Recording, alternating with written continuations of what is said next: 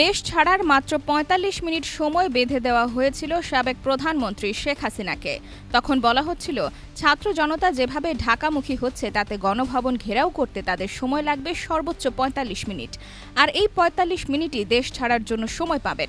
এরপর তড়িঘড়ি লাগেজ গুছিয়ে হেলিকপ্টারে ভারতে চলে যান শেখ হাসিনা। চেয়েছিলেন ক্ষমতা ছাড়ার আগে জাতির উদ্দেশ্যে একটা ভাষণ রেকর্ড করে যেতে, সেটারও সময় পাননি। কেন আরও আগ থেকে গোয়েন্দা সংস্থা পরিস্থিতি এমন হবে আঁচ করতে পারেনি, তা নিয়ে বিবিসি বাংলায় দীর্ঘ সাক্ষাৎকার দিয়েছেন ওবায়দুল কাদের। তিনি বলেছেন, ৫ আগস্ট খুবই পরিকল্পিত এবং সুসজ্জিতভাবে বিস্ফোরণের মতো তাদের পতন ঘটানো হয়েছে। এ বিষয়ে একেবারে আঁচ করতে পারেননি এবং সেভাবে চিন্তা করা হয়নি। তিনি মনে করেন, ইন্টেলিজেন্স এই বাস্তবতাটাকে যথাযথভাবে বোঝাতে সক্ষম হয়নি। তার কথায় গোয়েন্দাদের ঘাটতির বিষয় এসেছে। বিবিসি বাংলার সঙ্গে এক সাক্ষাৎকারে কাদের এখনও বাংলাদেশে কার্যত নিষিদ্ধ আওয়ামী লীগের সাধারণ সম্পাদক থাকার কথা দাবি করেছেন।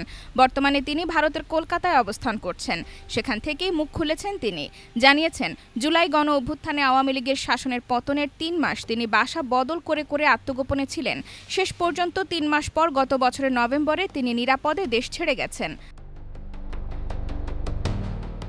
তার মতে, সরকার পতনের আভাস আগেই পেয়েছিলেন, তবে এটা নিয়ে নানা জনের নানান অভিমত ছিল। এটা আসলে কী ধরনের পরিস্থিতি সৃষ্টি করছে সেটা নিয়ে আইনশৃঙ্খলা বাহিনী, সেনাবাহিনী, তারপরে সিভিল ব্যুরোক্রেসি, পার্টির এমপি, মিনিস্টার অনেকেই ছিলেন। এ ধরনের বিষয়ে আলোচনা হয়েছিল।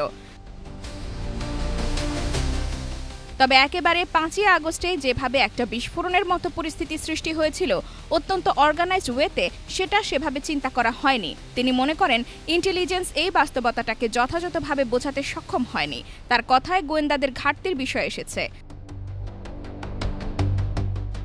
IBTV USA, new York.